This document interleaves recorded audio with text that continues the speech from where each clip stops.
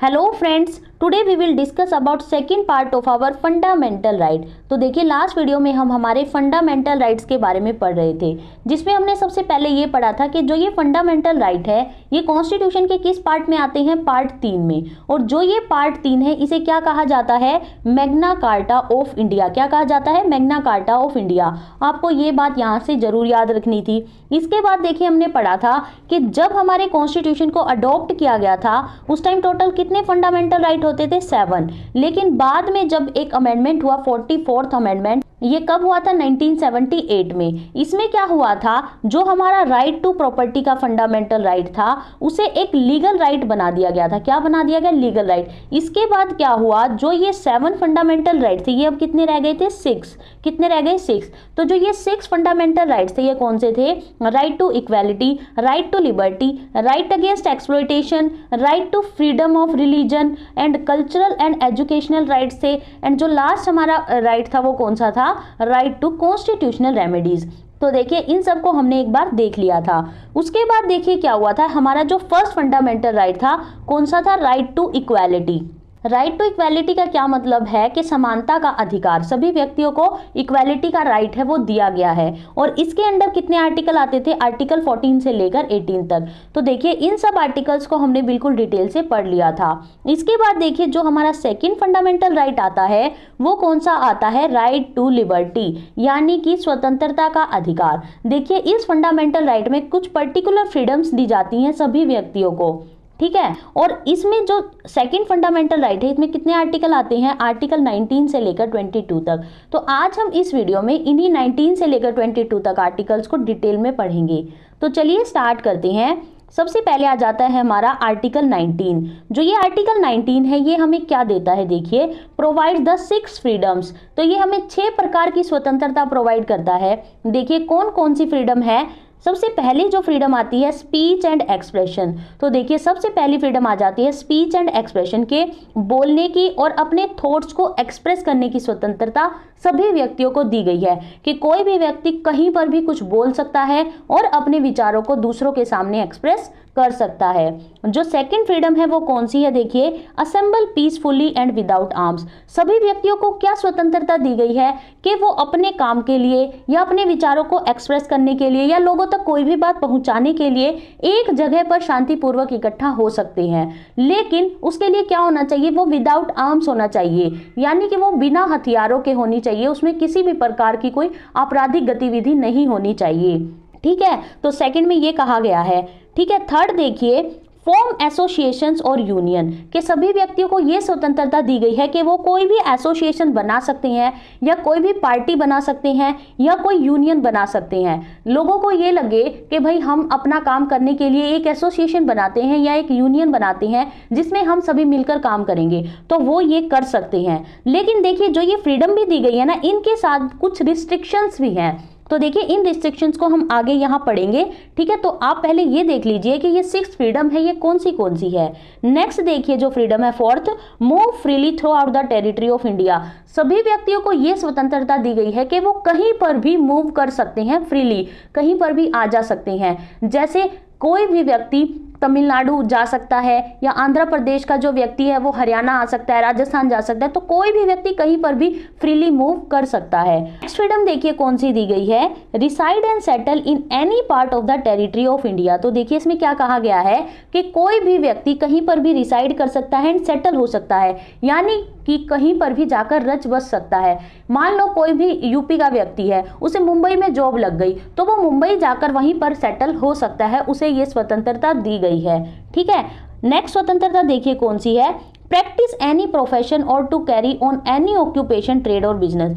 कोई भी व्यक्ति कोई भी प्रोफेशन को अपना सकता है, यानी कि वो कोई भी काम कर सकता है, कोई भी ऑक्यूपेशन को अपना सकता है, ट्रेड कर सकता है या वो बिजनेस कर सकता है या गवर्नमेंट जॉब कर सकता है, उसे उसके आधार पर वो कोई भी काम कर सकता है, ठीक है। तो देखिए, जो ये 6 फ्रीडम है ये हमने देख ली। ये जो 6 फ्रीडम्स है ना ये बहुत जरूरी है, ये आपको जरूर याद रखनी है क्योंकि एग्जाम में कई बार यहाँ से क्वेश्चन जरूर आता है।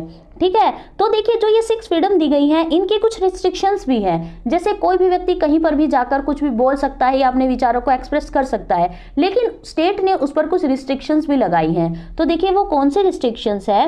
State can impose restrictions on the freedom of speech in the interest of sovereignty and integrity of India, the security of state, friendly relations with foreign states, public order, decency or morality, or in relation to contempt of court, defamation or incitement to an offense। तो देखिए state है ना जो, वो इस freedom पर, कौन सी freedom पर, स्पीच एंड एक्सप्रेशन पर कुछ रिस्ट्रिक्शन लगा सकता है। कब?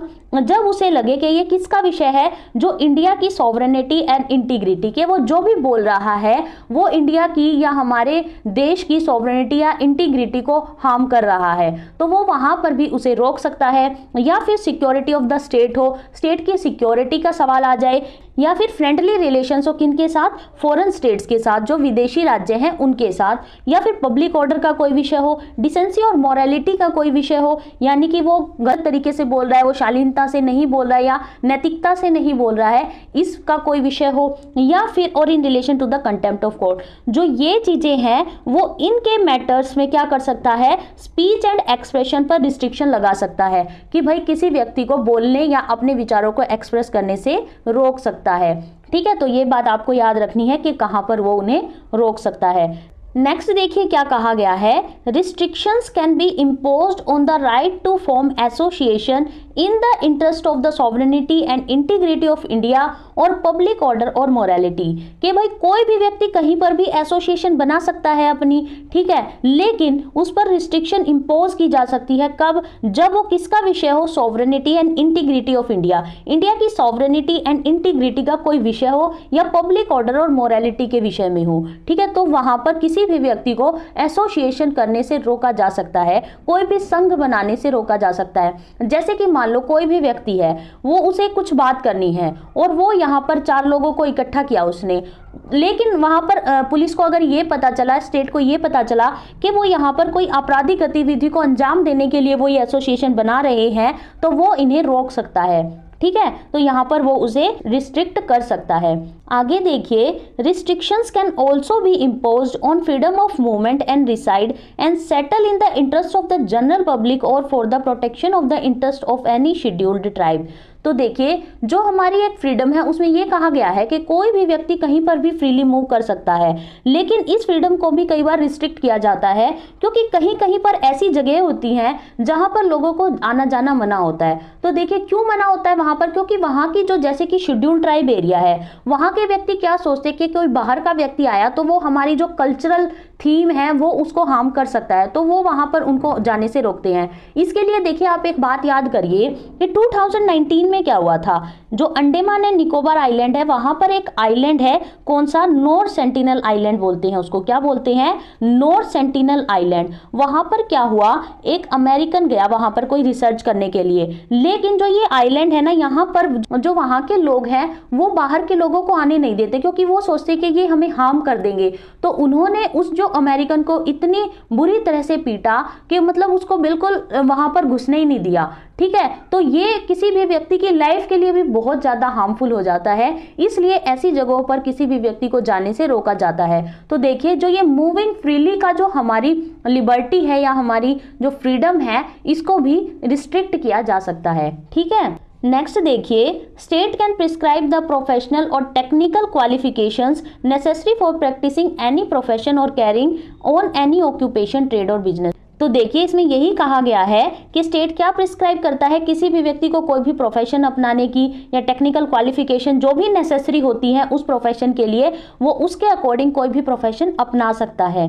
ठीक है, state can exclude any citizen from a business और industry run by the government और बाय अ गवर्नमेंट। जो स्टेट होता है वो एक्सक्लूड कर सकता है, यानी कि बाहर निकाल सकता है किसी भी सिटीजन को किसी बिजनेस से या इंडस्ट्री से, जो किसके द्वारा चलाई जा रही हो, गवर्नमेंट के द्वारा। देखिए जो प्राइवेट इंस्टीट्यूशन होते हैं वो ऐसे ही नहीं कर सकते, लेकिन गवर्नमेंट किसी भी व्यक्ति को एक्सक्लूड कर सकती है जब उसे ये लगे कि उसके पास उस चीज की टेक्निकल क्वालिफिकेशन नहीं है, तो वो उस चीज से उसे बाहर निकाल सकता है। जो कोई भी इंडस्ट्री या बिजनेस जो गवर्नमेंट के द्वारा रन हो या बॉडी ऑफ द गवर्नमेंट हो, यानी कि गवर्नमेंट के द्वारा बनाई गई वो बॉडी हो यानी कि इंस्टीट्यूशन हो।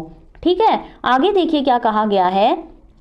There is no specific provision in the Constitution guaranteeing the freedom of the press because freedom of press is included in the wider freedom of expression which is guaranteed by freedom of expression under Article 19। तो देखिए इसमें क्या कहा गया है, जो freedom of the press है यानी कि प्रेस की जो स्वतंत्रता है उसके बारे में कुछ स्पेसिफिक प्रोविजन नहीं दे रखा है कॉन्स्टिट्यूशन में, लेकिन जो फ्रीडम ऑफ प्रेस है उसे किसमें इंक्लूड किया गया है, इसी में फ्रीडम ऑफ एक्सप्रेशन में, जो स्पीच एंड एक्सप्रेशन है ना उसमें ही इसे वाइडर तौर पर, बहुत बड़े तौर पर फ्रीडम ऑफ एक्सप्रेस को इंक्लूड किया गया है, जो हमें किसके द्वारा गारंटी प्रदान की जाती है, आर्टिकल 19 के द्वारा। तो ठीक है, तो जो ये आर्टिकल 19 है इसमें ही फ्रीडम ऑफ प्रेस को भी इंक्लूड किया जाता है। ठीक है, तो देखिए ये हमने सब आर्टिकल 19 के बारे में पढ़ा कि आर्टिकल 19 में 6 टाइप की फ्रीडम्स दी जाती है और कहीं कहीं पर इन जो फ्रीडम्स को रिस्ट्रिक्ट भी किया जाता है, उन सब के बारे में हमने पढ़ा। इसके बाद देखिए आ जाता है हमारा आर्टिकल 20। जो हमारा आर्टिकल 20 है, देखिए अब ये क्या कहता है, guarantees certain protection in respect of conviction for offences it prohibits. तो ये क्या कहता है कि किसी अपराध ने, मान लो कोई अपराधी कर दिया, उसके लिए भी कुछ टाइप की स्वतंत्रता दी जाती है कहीं कहीं पर। तो देखिए वो कौन सी स्वतंत्रता होती है, जो अपराधियों को भी दी जाती है कि कोई अपराधी है उसे अरेस्ट किया गया है, उसे भी कुछ फ्रीडम दी गई है। ठीक है, तो वो कौन सी फ्रीडम है, देखिए retrospective criminal legislation commonly known as ex post facto legislation. तो देखिए इसमें क्या कहा गया है कि कोई भी मान लो अपराधी है, उसे अरेस्ट किया गया, ठीक है, उसे जो आज के टाइम पे जो मतलब सजा देने का जो भी रूल है ना, उसके अकॉर्डिंग ही उसे सजा दी जाएगी, ना कि जो पहले रूल होता था उसके अकॉर्डिंग। जैसे कि मान लो किसी अपराधी ने कोई अपराध कर रखा है, पहले उस अपराध के लिए 10 साल की सजा होती थी, लेकिन आज ही गवर्नमेंट ने एक रूल बना दिया कि उस अपराध के लिए 8 साल की सजा होगी। तो उस अपराधी को जो सजा दी जाएगी वो 8 साल की ही सजा दी जाएगी, ना कि उसे 10 साल की। तो उसे कौन सी सजा दी जाएगी, जो ये एक्स पोस्ट फैक्टो लेजिस्लेशन है ना, उस पर ये लागू किया जाएगा। ठीक है, नेक्स्ट देखिए डबल जियोपार्डी और punishment for the same offence more than once. किसी भी अपराधी को ना उसके एक ही अपराध के लिए 2 बार सजा नहीं दी जा सकती। ठीक है, एक अपराध के लिए केवल एक ही बार सजा दी जाएगी, ना कि 2 बार। नेक्स्ट देखिए क्या कहा गया है, compulsion to give self incriminating evidence. तो देखिए कई बार क्या होता है, अपराधियों को ना अपने लिए ही गवाही देने के लिए कहा जाता है कि तुम ना अपने लिए ही गवाही दो कि ये जो अपराध है मैंने ही किया है। तो हम किसी भी अपराधी को जो ये सेल्फ इंक्रिमिनेटिंग एविडेंस है वो अपने खिलाफ कोई भी सबूत नहीं दे सकता। ठीक है, किसी भी अपराधी को इसके लिए हम नहीं बोल सकते कि तुम अपने लिए ही सबूत प्रस्तुत करो। ठीक है, तो जो ये फ्रीडम दी गई है ये किसके लिए दी गई है, अपराधियों के लिए। तो जो अपराधी होते हैं, ऑफेंस करते हैं, उनके लिए जो ये आर्टिकल 20 है ये उनके लिए दिया गया है। एक आर्टिकल देखिए आर्टिकल 22 भी ना ऑफेंसेस के लिए ही, अपराधियों के लिए ही बनाया गया है, उसके बारे में हम आगे पढ़ेंगे। तो आर्टिकल जो 20 है उसमें क्या कहा गया है कि उन पर क्या लागू होगा, एक्स पोस्ट फैक्टो लेजिस्लेशन लागू होगा एंड डबल जियोपार्डी या पनिशमेंट नहीं दी जाएगी एंड उनको सेल्फ इंक्रिमिनेटिंग एविडेंस देने के लिए नहीं कहा जाएगा। ठीक है, नेक्स्ट देखिए जो हमारा आर्टिकल आ जाता है 21। आर्टिकल 21 अब क्या कहता है, article 21 of constitution provides that no person shall be deprived of his life और personal liberty except according to the procedure established by law. तो देखिए इसमें ये कहा गया है, आर्टिकल 21 बहुत ज्यादा इंपॉर्टेंट है, एग्जाम में कई बार यहाँ से क्वेश्चन पूछा है कि सभी व्यक्तियों को राइट टू लिबर्टी है या राइट टू हिज लाइफ है, सभी व्यक्तियों को अपना जीवन जीने का अधिकार है और सभी व्यक्तियों को अपनी पर्सनल लिबर्टी का अधिकार है। ठीक है, यानी कि कोई भी व्यक्ति कुछ भी काम कर सकता है, उसे हम कुछ भी नहीं कह सकती। आगे देखिए ये कहा गया है कि except according to the procedure established by law.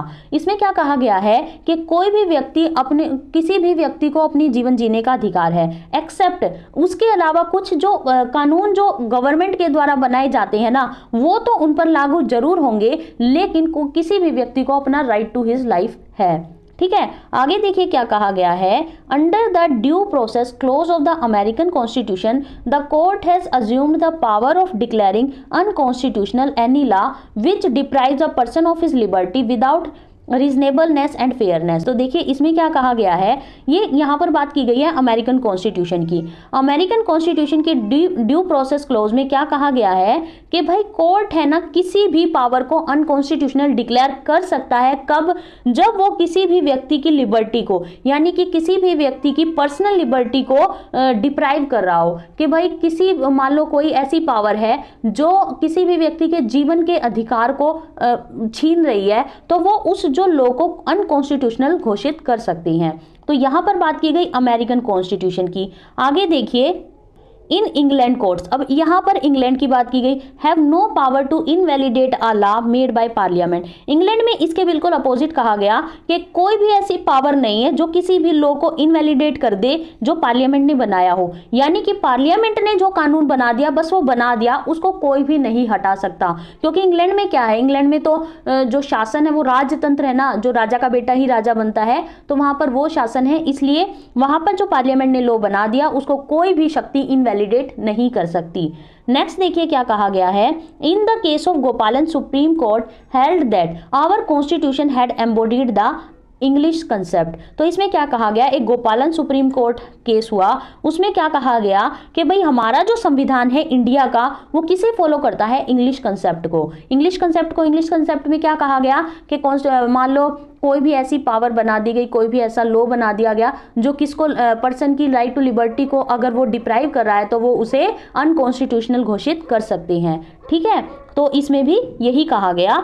आगे देखिए क्या कहा गया है, in Maneka's case the Supreme Court held that a law made by the state, कि कोई भी लॉ बनाया गया किसके द्वारा, स्टेट के द्वारा, विच सीक्स, जो कि क्या सीख करता है, to deprive a person of his personal liberty, किसी भी व्यक्ति की पर्सनल लिबर्टी को डिप्राइव करता है। कौन? जो कानून स्टेट के द्वारा बनाया गया। Must prescribe a procedure for such deprivation which must not be arbitrary, unfair and unreasonable. तो जो वो लॉ बनाया गया वो ना तो आर्बिट्रेरी होना चाहिए, ना अनफेयर, ना अनरीजनेबल। ठीक है, it follows that such law shall be invalid if it violets the principle of natural justice. तो देखिए इसमें क्या कहा गया कि ऐसी कंडीशन में क्या होगा कि जो वो लॉ बनाया गया है वो अगर वो वायलेट कर रहा है किसको, नेचुरल जस्टिस को, तो वो उस लॉ को इनवैलिड घोषित कर दिया जाएगा। तो देखिए यहाँ पर हमने अपने आर्टिकल 21 के बारे में पढ़ा। आर्टिकल 21 में हमने क्या पढ़ा कि सभी व्यक्तियों को क्या दिया गया है, right to his personal life. ठीक है, जीवन जीने का अधिकार। नेक्स्ट देखिए जो ये हमारा आर्टिकल 21A है, ये बहुत ज्यादा इंपॉर्टेंट है एग्जाम के पॉइंट ऑफ व्यू से। यहाँ से कई क्वेश्चन बन सकते हैं, जैसे कि article 21A makes the right of education. तो इसमें किसके बारे में बताया गया, राइट ऑफ एजुकेशन के बारे में, फॉर चिल्ड्रन, किन के बारे में, चिल्ड्रन के बारे में, और किस एज के, एज ऑफ 6 to 14 ईयर्स, 6 से 14 साल के जो भी बच्चे हैं, आ फंडामेंटल राइट, कि जो 6 से 14 साल के बच्चों की शिक्षा है वो एक फंडामेंटल राइट है, उन्हें बिल्कुल फ्री में एजुकेशन दी जाएगी। और जो ये आर्टिकल ऐड किया गया वो किसके अंडर किया गया, 86 अमेंडमेंट एक्ट, और ये कब हुआ था, 2002। कब हुआ था ये, 2002 में। तो देखिए यहाँ से कई क्वेश्चन बने, कौन से अमेंडमेंट के अंडर 21A को जोड़ा गया, 86 अमेंडमेंट कब हुआ, 2002 में। और इसमें क्या बात की गई है, right of education for children, किस एज के बच्चों के लिए, 6 से 14 साल के। ठीक है, नेक्स्ट देखिए आ जाता है हमारा आर्टिकल 22। तो देखिए जो ये हमारा आर्टिकल 22 है ये भी अपराधियों के लिए बनाया गया कि भाई किसी अपराधी को अगर हम अरेस्ट करने जा रहे हैं तो उस टाइम वो कौन कौन से राइट अपने शो कर सकता है। तो देखिए इसमें क्या कहा गया है, article 22 provides that no person who is arrested shall be detained in custody. किसी भी व्यक्ति को जिसे अरेस्ट किया गया है उसे हम कस्टडी में नहीं रख सकते, कब, without being informed of such grounds for such arrest, कि भाई उस व्यक्ति को क्यों अरेस्ट किया जा रहा है उसका कारण बताए बिना हम उसे कस्टडी में नहीं रख सकते। ठीक है, तो आर्टिकल 22 में यही बताया गया है कि किसी भी व्यक्ति को अरेस्ट करने से पहले या उसे कस्टडी में लेने से पहले उसे उसका कारण बताना पड़ता है कि तुम्हें इस चीज के लिए अरेस्ट किया जा रहा है। आगे देखिए इसमें क्या कहा गया है, no arrested person can be detain the right to consult and to be defended by a legal practitioner of his choice. किसी भी अरेस्ट किए गए पर्सन को, मान लो किसी व्यक्ति को अरेस्ट किया गया, उसे ये राइट दिया गया है कि वो अपने डिफेंड के लिए, अपने बचाव के लिए किसी भी लीगल प्रैक्टिशनर को हायर कर सकता है, यानी कि किसी भी वकील को हायर कर सकता है अपनी पसंद के, किसके लिए, कंसल्ट करने के लिए या उसे डिफेंड करने के लिए। ठीक है, तो ये हर अपराधी को ये जो राइट है दिया जाता है। आगे देखिए क्या कहा गया है, every person who is arrested and detained in custody is to be produced before the nearest magistrate within the period of 24 hours of arrest, excluding the time necessary for the journey from the place of arrest to the court of the magistrate, and no such person can be detained in custody beyond that period without the authority of a magistrate। तो देखिए इसमें क्या कहा गया है कि किसी व्यक्ति को अरेस्ट किया गया है, मान लो, ठीक है, किसी भी अपराधी को अरेस्ट किया गया, उसे उसके 24 घंटों के अंदर, मान लो उसे अब अरेस्ट किया गया तो उसे 24 घंटों के अंदर मैजिस्ट्रेट के सामने प्रेजेंट करना ही पड़ेगा, ठीक है। तो जो ये 24 घंटे होते हैं इसमें से ना इस टाइम को एक्सक्लूड किया जाता है कि जितना भी उसे टाइम लगा, कहाँ से, फ्रॉम द जर्नी, जहां से उसे अरेस्ट किया गया और जहां पर मैजिस्ट्रेट के पास उसे प्रेजेंट किया गया, इस जर्नी के टाइम पे उसे जितना भी टाइम लिया उस टाइम को एक्सक्लूड किया जाता है। ये चीज आपको जरूर याद रखनी है, एग्जाम में यहां से फंसा सकते हैं कि जो 24 आवर में उसको प्रेजेंट करना होता है मैजिस्ट्रेट के सामने, उसमें इस टाइम को एक्सक्लूड किया जाता है या इंक्लूड किया जाता है। तो इस टाइम को एक्सक्लूड किया जाता है।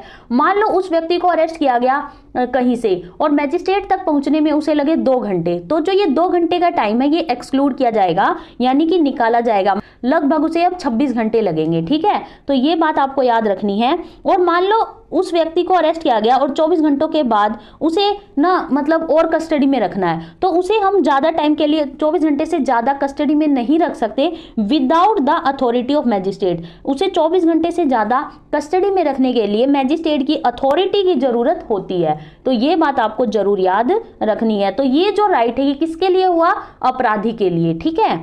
आगे देखिए क्या कहा गया है, the above safeguard is not available to an enemy alien. जो ये अबव सेफगार्ड है कि भाई उसे 24 घंटे के अंदर मैजिस्ट्रेट के सामने प्रेजेंट करना पड़ेगा, उसे पहले बताना पड़ेगा कि भाई तुम्हें क्यों अरेस्ट किया जा रहा है। जो ये अबव सेफगार्ड्स हैं ये किन के लिए नहीं होते, जो एनिमी एलियंस होते हैं, जो विदेशी हमारे शत्रु होते हैं और वहां का कोई व्यक्ति यहाँ पर है, मान लो कोई पाकिस्तान हमारा एनिमी एलियन है और वहां का कोई व्यक्ति यहाँ पर आया हुआ है और उसके खिलाफ ना कोई ऐसा केस है, तो हम उसे बिना उसे कारण बताए या फिर उसे 24 घंटे में मैजिस्ट्रेट के सामने प्रेजेंट करना ही जरूरी है, इनके बिना भी हम उसे कस्टडी में रख सकते हैं।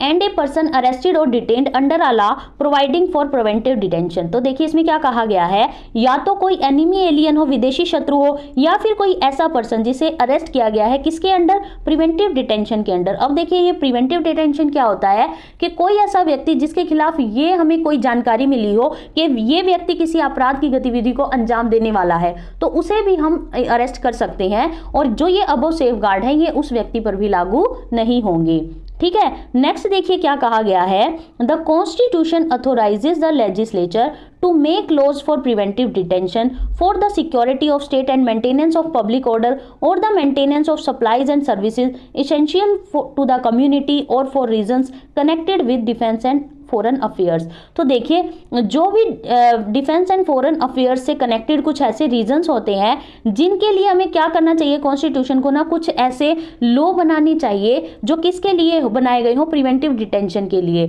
जो किसकी security of the state, maintenance of public order, इनके लिए बनाए जाए, ठीक है।